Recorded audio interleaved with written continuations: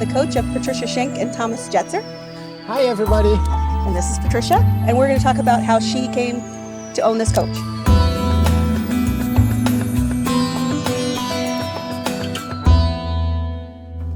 Well, Stephanie, it's a longer story. I hope you have enough time. I have all the time in the world. We were really no campers, and we had no intentions to become campers. My camping was Hilton's and probably Best Westerns at the worst case, and just renting a car, because then the bathroom is there and you don't have to set up anything. And it's usually a pretty nice experience, and you can travel with almost none package. But one day I was general manager of an RV rental company in Chicago, and this guy came into my office. His name was Milan, and he was from, I think, Yorkville, Illinois. And he came into my office and said, I need 6 shock absorbers. Yeah, that's my reaction. What the heck do you need 6 shock absorbers for? Okay. He says, well, Patricia, come on out, I'll show you. So I was walking into the parking area, and there she was. A 23-foot GMC like we have here. It was silver and blue with the 3 axles and the big windshields, and I was like floored. In love. Yeah, love at first sight. Okay. So my husband was still in Switzerland, and I was working in Chicago. I called him up and says, you know, honey, we're gonna buy a motorhome. He probably fell out of his shoes and was like, why are we buying a motorhome? Because I say so, I want one, right? You don't know what I've just seen. Okay, right, absolutely. And I'm in love with that thing. And it's gonna be, I always wanted a vintage car. So I told him, promised him, this is gonna be my vintage car and our camper. Because you're gonna buy, if you buy one of those, you have a vintage house and you have a vintage car combined. All in one, right. All in one, yeah. You have to care about appliances, fridges, they get old and go out, and you have to care about stove tops and all that stuff. We're gonna see that later on, I think. Yeah. I'm gonna show you. Yes, okay.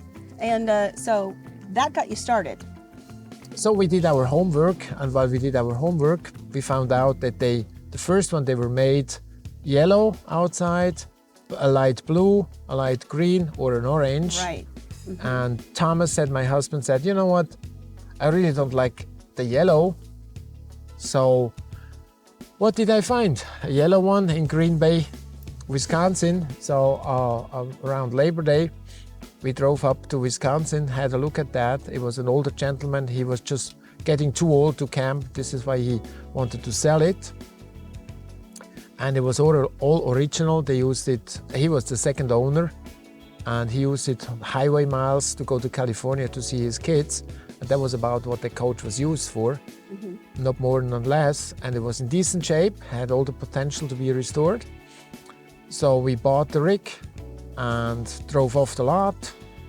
And we drove 400 feet, and we broke down because the water pump gave up. I'm pretty sure you know the feeling, right? Persevered, yes. Yes, absolutely.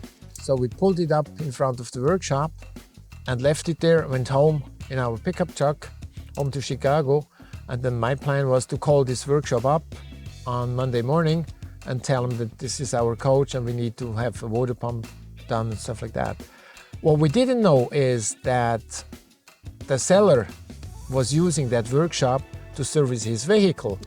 So when they came in Monday morning and saw this vehicle, they called him up already, said, George, what is with your vehicle? What's wrong? He says, well, I sold it. They were like, what? It's right here. He says, why? The guy said, I don't know. So meanwhile, I was calling in and said, we have problems with the water pump. So George felt so sorry. Aww. He gave us another $500 discount. It wasn't the intention. I didn't know about that and all that stuff. That's and the community, yes, though. absolutely, Nice people. absolutely. So the water pump was fixed, and we brought it down to Chicago, and that started a love affair.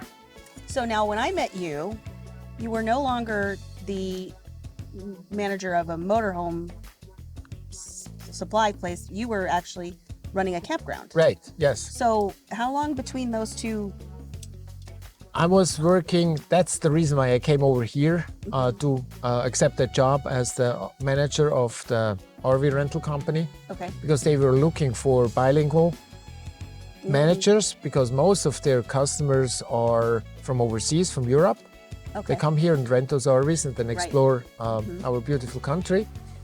And so just imagine yourself being in France and you have a flat tire. And can you explain that in French, that you Right. need help? And so Right. you just call them up and someone really answers, bonjour, salut, and comment va, and whatever. Yeah. So it makes you feel comfortable. And that was a very big advantage of our company that we had. So we could all speak like 2 or 3 languages. Yeah. So yeah. How long did it take till you got to the campground So as the I- campground manager? right. I was fortunate enough to win the green card while I was over here on a working visa. So Thomas could follow me. And as soon Thomas was here, he looked himself for a job. And he is certified car mechanic, master tech actually.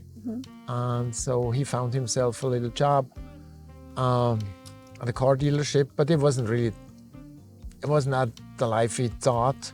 So we said, you know what? I mean, why don't we do something together? And since the motorhome is yellow, that was our joke. So we buy a business that is yellow. And that was like, the truth is everyone that rented those RVs Right. was like disappointed because the rental RVs, they're usually low line. They don't have really nice finishes and stuff like Right, that. right. Because no one washes a rental car. So it was like, nah. So everyone was kind of disappointed. The water heater doesn't work and the fridge broke. But everyone had a KOA direction. Oh, those KOAs, they were so nice. They were so nice. So we said, sure thing, we'll buy a KOA. Yeah. Sure thing, right? Then everyone is going to be happy. So we owned the KOA for 20 years. And our joke was, since the motorhome was yellow, we bought the yellow business so we can park her in style. Yes. The beauty of the business was it was seasonal. It was in northern Indiana. And you just don't want to be in northern Indiana during the wintertime. So we managed to close up the business. And this baby is going to be our winter home. And we cannot just sit around. So we signed up for volunteer services, work campers in the beginning. And we ended up with the federal fish hatcheries. It's an awesome deal. If you want to do that, you work like certain hours and they provide you with the full lockup site Oh, nice. at the fish hatchery. And you do whatever you can do there, plumbing, electricity, building sheds, building aquariums and stuff like that. And they loved us because we had the skill sets from the Right. campground. Right. And we were living in the motorhome. So it gave us a taste of like cool. at least half-timers. And we did that for 20 years. Actually went to Texas, learned Texas. Then we went to Louisiana. And then at the very end, we spent a couple of Still days with the in fish Arkansas hatcheries? with the fish hatcheries, right? Because like the manager got a promotion. He calls us up. Well, next year I'm going to be in Louisiana. Well, Cajun Kitchen, here I am, of course. So it's always nice because you are kind of like a local during the winter time. You have to go grocery shopping, you have to go laundromat and all that stuff, and you blend in and you learn the county, you learn the state, and you learn all those little things about it, and you learn to love it or not like it or whatever it is. So it's very, very interesting. Arkansas is a very nice state, for instance, very green, very hilly. I probably couldn't live there because they have really snow in the wintertime. It gets really cold there, even if it's like south. Louisiana is very pretty, good kitchen. But we were always fascinated by Texas, East Texas in the Piney Woods. And when we sold our business, finally, in December 21, we said, you know what, now we're going to full-time in the GMC. And this is what we did. We really full-time lived in the GMC. Went to East Texas because we loved it so much. And we were not looking for a house, but we saw a house, fell in love with it. And kind of like, you know, we're going to make an offer because like 3 months from now, it's going to bother me that we Right. didn't do an offer. So we made an offer and they accepted it. So kind of like, You fall into good things. You We fall into end- the motorhome, fall into Texas in a good we home, ended up with the house, fall right? into these great jobs. Yeah, it's all about the motorhome. You just rub up some of that energy on me to fall into Please, good things. please do that. Thank you. Right? Thank you. So yeah, I mean, first of all, she helped us explore America. Yeah. And second of all, she is our home. We feel so much cozier. Honest, I sleep better in the motorhome than I do in any house or anything like that because I don't know what it is. It's just the mystic of the motorhome or I don't know how It's to. special. Yeah, It it's really special, is. very special. And everything is like there. You feel like Barbie in a Barbie house because there's the kitchen, there is your bathroom, there is your kitchen. All at Everything is hand. right there, right? You Even your spouse. yeah, yeah. So we ended up owning that house, and guess what? That house is yellow. It has the favorite. same color Thomas's favorite. and Thomas's favorite color, right? So absolutely. So it matches the car and it matches the motorhome. It matches whatever we Your have. bicycle. The Everything is yellow. Yes, absolutely. So we became the yellow people. So they said that. So okay, fine, whatever fits. So no, but that house allows us. We had still furniture up in Indiana in storage, and we do model airplanes. We fly model airplanes, so we could bring them down to Texas, so we can really pursue our hobby of flying those model airplanes. And instead of renting a storage in Indiana, we have it now at the house. It's just a small house, and it allows us to be like the base Right. of our future adventures. So our plans are to keep on doing the volunteering, and actually AMA, which is the Model Plane Association of America, gave us the opportunity to come to their lot and up in Indiana where their headquarters is.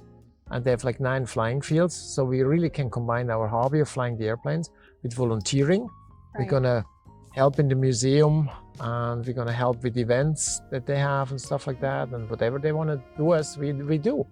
And so we're gonna keep on doing our tradition of full timing in the GMC, plus in addition with our hobby that we can pursue now of flying the RC planes. And we really look forward to that.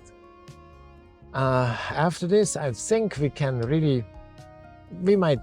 they're gonna ask us to come back probably, and we're gonna develop like a relationship with the AMA to come back and help them during the summer season. Sounds fun. And yeah, it is, and I just love to live in that thing, and I feel home with my pets and my husband, and it's like cozy, it's safe, has all the amenities there are. Right. I mean, I love my house, but I love being out there in the nature. I mean, and I love camping, even if it's more into glamping with all the luxury we carry around. Nothing wrong with glamping. No, it's nothing wrong. Nothing wrong with it's just sometimes it feels odd if you camp out in nature that you bring your own restroom and you bring your own kitchen. But I mean, that's what we do, and we are not 20 anymore. I don't like to sleep on the floors. We did that when we were younger. Oh, yeah. We had Done fun. with that. So And done yeah, with it. yeah. I mean, it's So aside from your volunteer, do you have any fun places you want to go check out? actually we have, due to our business, we had the KOA campground. It's a fun business. It's very strenuous, but it's a very fun business. And we have friends in every state. They were former customers, Right. and they came from Milwaukee, they come from Arizona, and we're still contacting them on email. And we have some relationships going. I just got an email from a friend in Arizona, and they are up in our old stomping grounds in northern Indiana. They are attending Notre Dame football games, and they ask us if we are close by and they want to meet us. So I emailed them back, yeah, we are in Michigan, and it's not that far, let's go and meet. So that's what we're gonna do. So that sounds like part of the appeal for you. You can just pick up and go. Absolutely. Whenever you want to. Yeah, that's kind of what life is. Yeah. I mean, just do what you like to do. And It's very free. yeah, very free. And you don't have if you don't like your neighborhood, if you don't like the scenery, just move on. move it. Right? This is why those big windows are here, right? Yes. So turn around and the sun comes from the other side. Right. And this is what we love all about. That's wonderful. Yeah, I think so. Thank you so much. Thank you for sitting with me and talking about this. Absolutely.